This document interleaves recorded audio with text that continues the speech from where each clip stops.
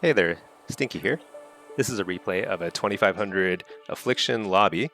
I'm facing 3 melee, 2 warriors, and a ret pally, a very difficult lobby. This is also before Locke's got a defensive buff. My goal here is to show my general playstyle, which I think is a little different than most Locks. I tend to prioritize doing damage and staying in line of sight of my healer, more so than kiting around the world, which totally is a choice. I see a lot of Locks doing more kiting than I do, but this is something that works for me, although it might stress my healers out a little bit more. First part of the game, you just need to get as much damage rolling as possible. Your biggest kill pressure comes from Soul Rot plus Dark Glare plus Phantom Singularity all at the same time. Dark Glare lasts so that it extends the life of your other dots. Try and have as many dots out first as you can, and then you Haunt, Shadow Bolt, Malefic Rapture. Try and get as much pressure as you can out. Getting early pressure is super important as an Affliction Lock. You don't have much CC, and you have very little ability to kite, and you're extremely squishy, so the only thing you bring to a lobby is damage. Now, outside of Soul Rot and Dark Glare, you don't have a lot of kill pressure, because you don't do much burst damage, so you just want to apply dots. I use Jinx a lot. Jinx is the PvP talent. You cast a curse on somebody, and it'll apply Agony and Corruption to them too. You need Agony rolling on as many targets as possible because that gives you shards, and shards are what you need to apply more Jinxes and also to cast Malefic Rapture for a lot of burst damage. Corruption you need to keep up because it gives you Nightfall procs, which let you cast Shadow Bolts, and that's a lot of damage, a lot of single target burst for Soul Harvester Affliction. Amplify Curse also works well with Jinx. Amplify Curse adds a little bit of a bonus effect to your curses, especially with weakness. It reduces a lot of damage from melee since they can't crit, and with tongues it slows down casters and healers casting. So that's all I'm doing here, in between Soul Rots, in between Dark Glares, just keeping the damage rolling, trying to stay at the top of the meter. I'm under a lot of pressure. I've already gone through one pet. My healer is getting CC'd, so I can see the ret pally running over to stun him, so I use Unending Resolve. Maybe I used it a little bit early, but goal is to just survive during the CC chain. He got fear too out of that. Now he's bubbling to try and make sure that he can keep me up. But the main thing I'm keeping an eye on is my Dark Glare and Soul Rot combo. They're coming back up in about 20 seconds. That's when I can maybe get a kill if I can live until then, all while using my shards to mainly keep Jinx active, keep dots up, keep cursing. But with my second pet dying, I really have to close out the game quickly because I'm taking a lot more damage now. I don't have interrupts. It's not going to last very long. So I just send my Dark Glare. I just send everything. That's not in the right order. Ideally, I would be waiting for Phantom Singularity and Soul Rot and extending them with Dark Glare, but sometimes you just have to send it when you can so that you can try and close out a game. The way Affliction plays right now is you really have to be at the top of the damage meter in order to win lobbies. Even when you're under a ton of fire, which you will be as an Affliction Lock unless there's some juicier target in the lobby with you, like a Destro Lock or something. You'll be attacked a lot, you'll be kicked a lot, you'll be CC'd a lot. Goal is still to get your dots out, use instant casts as much as possible, try and get your Dark Glare and Soul Rot up comboed, and with a well-timed interrupt or with a well-timed precognition and a Malefic Rapture dump, you can still get kills. Double Arms Warrior is kind of a nightmare right now. I'm lucky I have Pallies on my team because Bop is super helpful, but even Bops don't last long because of Shattering Throw. Warriors can get through them very quickly. But with getting out damage as a priority, I'm fishing for kicks. So here, I used Unstable Affliction. I stopped casting it halfway through, and I fished for a kick. Warrior missed a kick. I got Precognition, which gives me 4 seconds of CC immunity. Just did it again. Same thing. Trying to get those precog procs so I can get reliable damage out. That let me get the Soul Rot, Dark Glare combo out. We're starting to roll damage. I was kind of being shut down earlier. Now I can get to the top of the damage meter. It's actually the main thing I'm looking for in the first game or two of a lobby is trying to figure out how people use their kicks. Because if they're using their kicks early, I have to fake cast earlier. If they're using their kicks later, same thing, just on a later timer. That's the most important little mini game in a lobby if you're a caster against a lot of melee.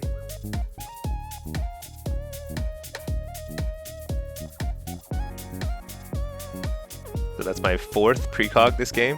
You can see because I'm getting so many precogs, I'm getting all the dots I want out way at the top of the damage meter. And yet I'm still under a ton of pressure because double Arms Warrior is just very, very challenging for Warlocks right now.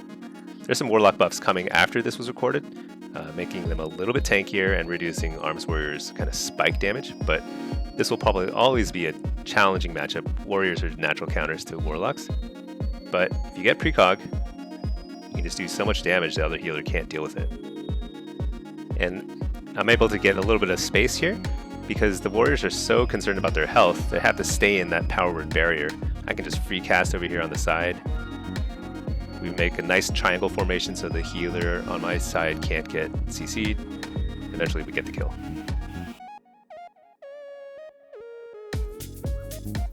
One thing you might have noticed is my kiting style, which is almost non-existent. I use kiting to gain a little bit of space so I can get 1 or 2 casts off, but I don't really kite around the entire arena, especially on a map like this where there isn't a whole lot of line of sight opportunities. I'd prefer to stay within line of sight of my healer at all times and use damage to control the game. Different people have different playstyles, so some might kite more. That may work really well for them. For me personally, I like to just control the game from the middle of the map.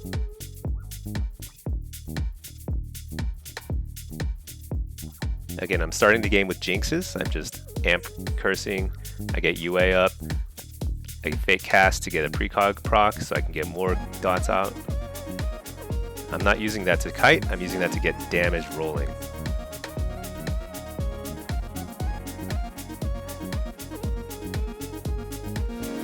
So I've figured out how these melee generally use their kicks. I'm still getting interrupted some, but I'm getting a lot of precogs, more than usual. This lets me get a lot of damage pressure going, which again is the most important thing as an Afflock.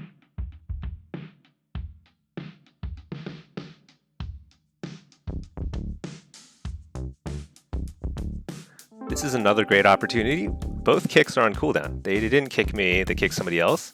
So that means I can just free cast in their faces. Super great. And the healer, I really like this. The healer on my team has used Bop very aggressively on me to make sure I can continue casting, continue getting that pressure. Again, I get precog because I see the warrior headed towards me. It seems more predictable when the melee is moving towards you and facing you. You can anticipate the kick, fake cast, cancel your cast, and get the precog.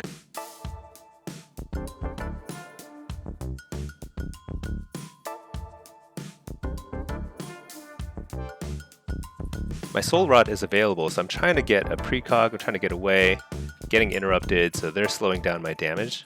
But eventually I'm going to get a Soul Rod out, which will give me a lot of shards and give me a lot of damage pressure. Of course, their cooldowns are up too. I'm taking a lot of damage. I have to use my wall here, especially with the healer getting CC'd. Just have to survive here, keep damage rolling, and use my own wall as an opportunity to free cast, get even more damage rolling. We are under a lot of pressure here. We got to turn things around, and there's 2 ways to do it. Do a ton of damage with a cooldown, or get a CC chain, which we're getting here on the Priest. The Pally, Repentance, the Priest, I interrupted them. I managed to get a Fear off, and the Pally is following up with another Repentance. That's a lot of time where the healer is just not getting any heals out. This warrior is forced to play defensively. Once you have momentum in your favor, you just want to keep that rolling. Keep doing damage, keep getting CC out, and you'll eventually close out a game, especially the way Solo Shuffle works. Dampening ramps up very quickly, and dampening reduces the healing done, so when a healer falls behind, it's really hard for them to catch up. Now for the real test. I had the Holy Pally on my team the first 3 rounds of this lobby. Now I have the Priest. The Pally was definitely helpful because against double melee, I get bops, I get freedoms. Their kit is designed to help casters deal with melee. But their advantage against melee works against them when they're facing a caster like me. It's a lot easier for me to get CC on a Holy Pally than it is on a Priest. Priests have a lot of immunities to get out of fears. They can Shadow Word Death, they can Fade them. So again, my goal, very simple. Do as much damage as I can and try and get some sort of CC chain lined up on the Holy Pally.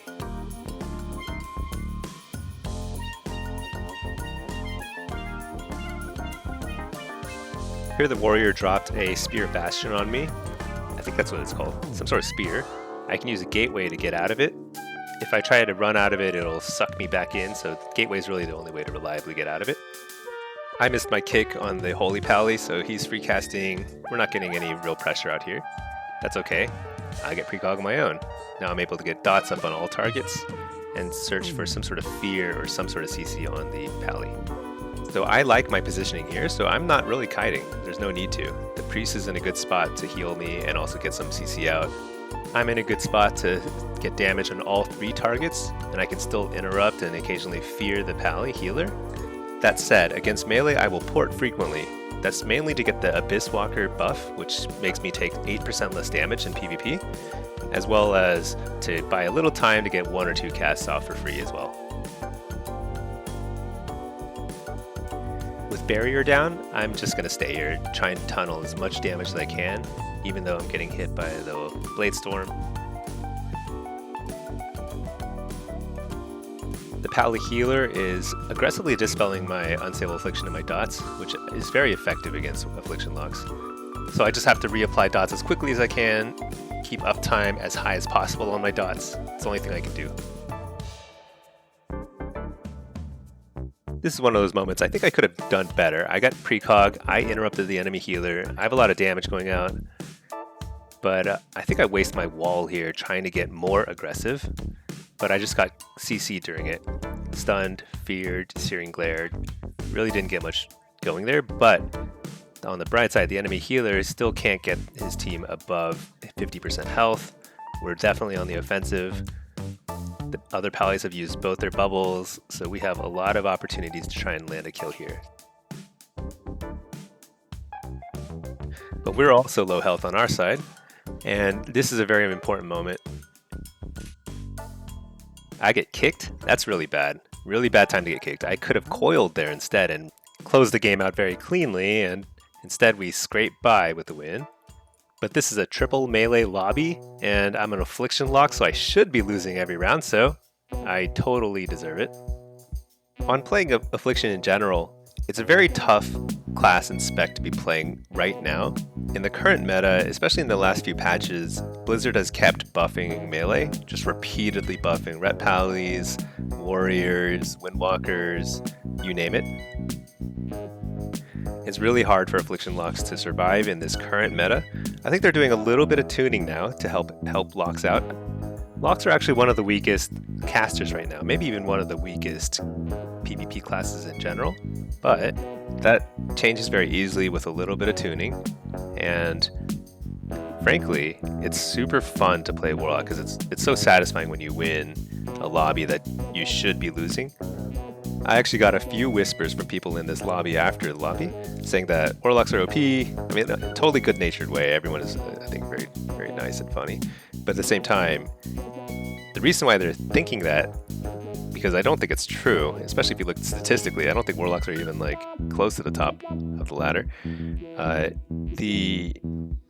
The way that Warlocks win a game, it can feel oppressive to the enemy team. So if you outplay your enemies, you look great, and it feels great, which is why I love playing Warlock, even when they're not the strongest meta class in the game.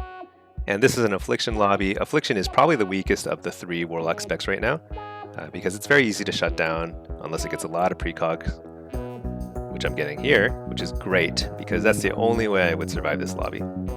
But Demonology and Destro, both of which I play a lot of, they're also in a really good spot in the sense that you can outplay very, very hard if you play aggressively. Back to this lobby, my kill potential is Soul Rot, so I'm trying to get lined up to get a good Soul Rot off, which I get here, because the Warrior's kick's on cooldown, I'm able to free cast right in his face. I want to Haunt, Shadow Bolt, Malefic Raptor. Now there are kicks available, so I fake cast, get the precog, close out the kill. I'll include a link to my build in the video description below so you can see what I was running here and what I generally run against any triple melee lobby. The main thing to keep in mind is that Soul Harvester is definitely stronger than Hellcaller right now. You just have a lot more kill potential with Soul Rot giving you 3 more shards and with Haunt Shadow Bolt being a killer combo. I also play Impish Instincts whenever I face any sort of physical damage dealer, super important to keep Abyss Walker up as much as you can. And then my third PvP talent, I rotate between whatever I'm facing. Sometimes I take Soul Rip. In this particular lobby, I'm running Rot and Decay for my third PvP talent. It helps me keep dots up because I'm always struggling, especially in a lobby like this where I'm getting shut down a lot. I need to be able to keep my dots up as much as possible. It helps with that.